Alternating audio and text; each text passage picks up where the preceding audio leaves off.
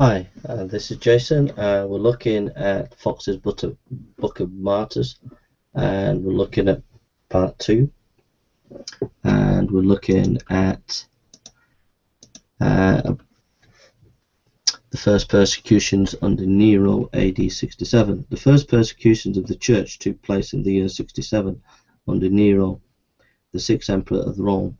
This monarch reigned for the space of 5 years with tolerable credit to himself, but then gave way to the greatest extravagancy of temper and to the most atrocious barbarities.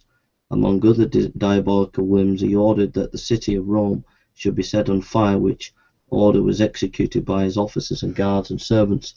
While the imperial city was in flames, he went up to the tower of Martians, played upon the harp, sung the song of the burning of Troy, and openly declared that he reached the ruin of all things before his death. Beside the noble pile called the Circus, many other palaces and houses were consumed. Several thousand perished in the flames, were smothered in the smoke, or buried beneath the ruins. The dreadful conflagration continued 9 days, when Nero, finding that his conduct was greatly blamed, and severe odium cast upon him, determined to lay the whole upon the Christians at once, to execute himself and have an opportunity of gluttoning his sight with new cruelties. This was the occasion of the first persecution, and the barbarities exercised on the Christians were such as even exercised in the commiseration of the Romans themselves.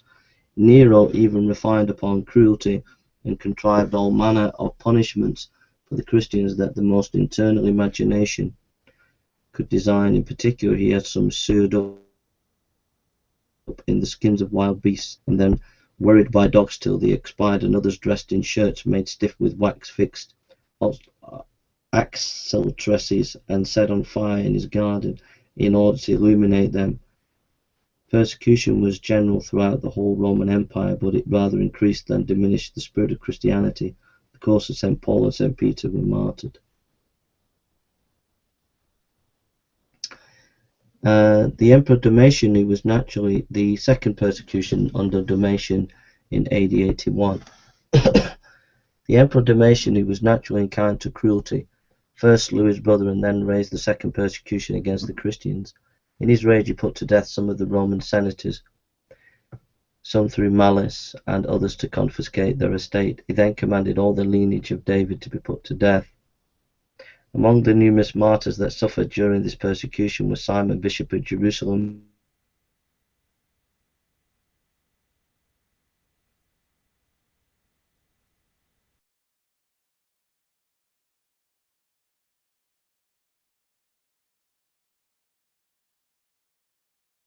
without renouncing his religion. A variety of fabricated tales were during this reign composed in order to injure the Christians.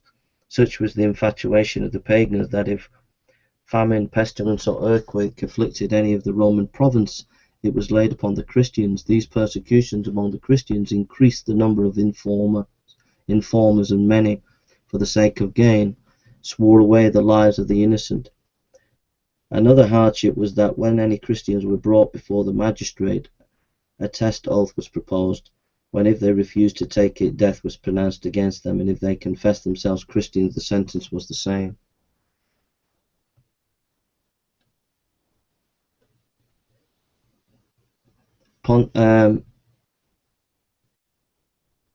Nicodemus, a benevolent Christian of some distinction, suffered at Rome during the rage of Domitian persecution.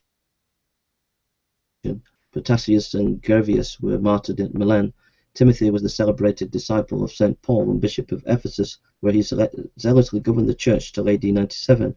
At this period, as the pagans were about to celebrate the feast called the Catagonian, Timothy, meeting the procession, severely reproved them for their ridiculous idolatry, which so exasperated the people that they fell upon him with their clubs, and beat him so dreadful a manner that he expired of the bruises 2 days afterwards. The persecution under Trajan, AD 108.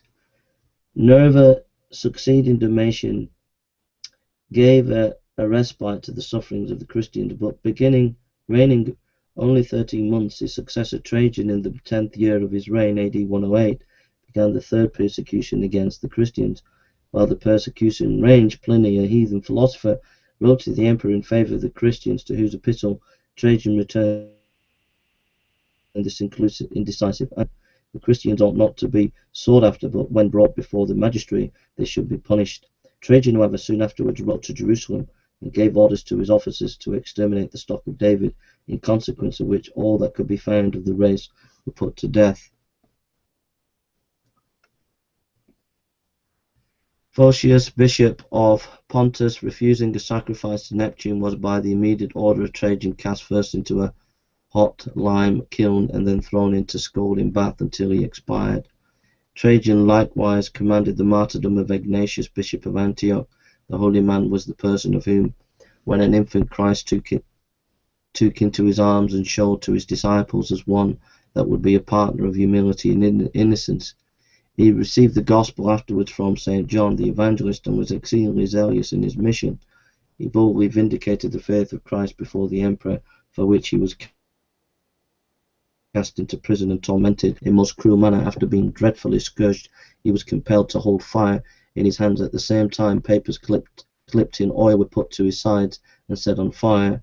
His flesh was then torn with red-hot pincers, and at last he was dispatched by being torn to pieces by wild beasts. Wow.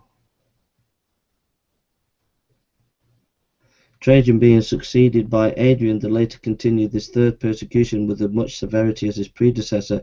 About this time, Alexander, bishop of Rome, with his 2 deacons, were martyred, as were Quirinius and Hermes with their family, Zeno, a Roman nobleman, and about 10,000 other Christians.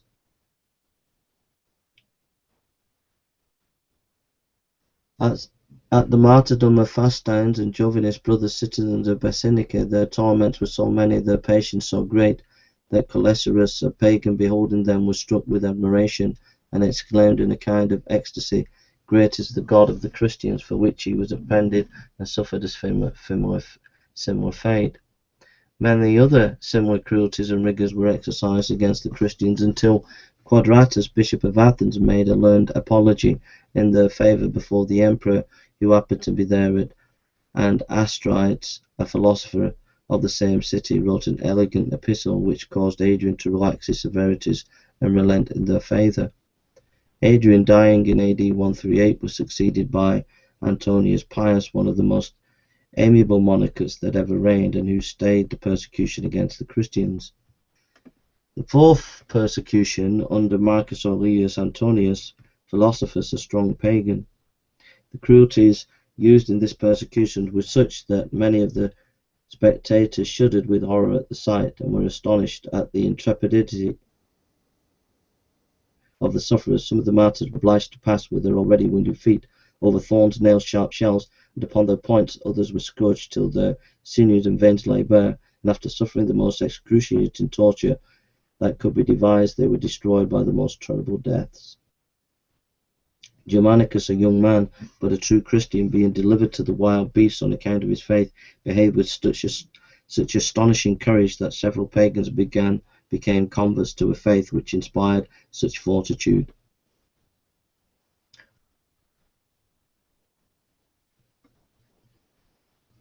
Polycarp, the venerable bishop of Samaria, hearing that persecutors were seeking after him,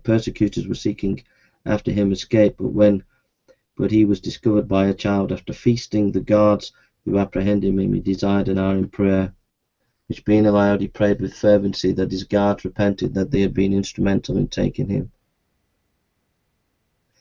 He was, however, carried before the proconsul and burnt in the marketplace. 12 other Christians who had been intimate with Polycarp were soon after martyred.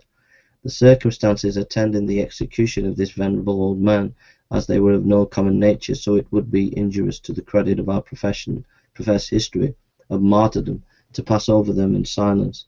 It was observed by the spectators that after finishing his prayer at the stake, to which he was only tied but not nailed as usual, as he assured them he should attain immovable, the flames on the kindling the faggots and encircled his body in like an arch without touching him, and the executioner, on seeing this, was ordered to pierce him with a sword, when so great a quantity of blood flowed out, extinguished the fire.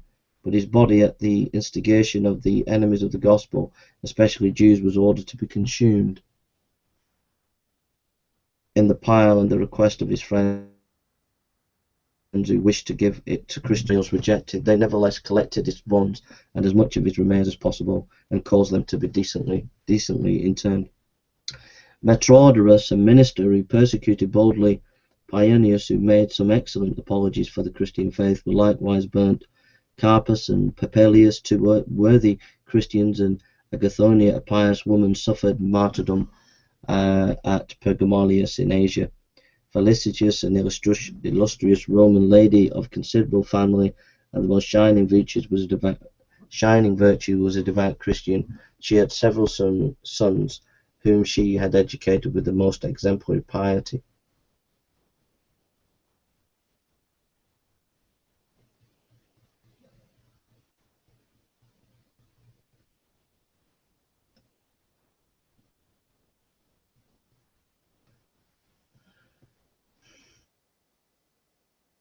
I just lost my place, just trying to find it.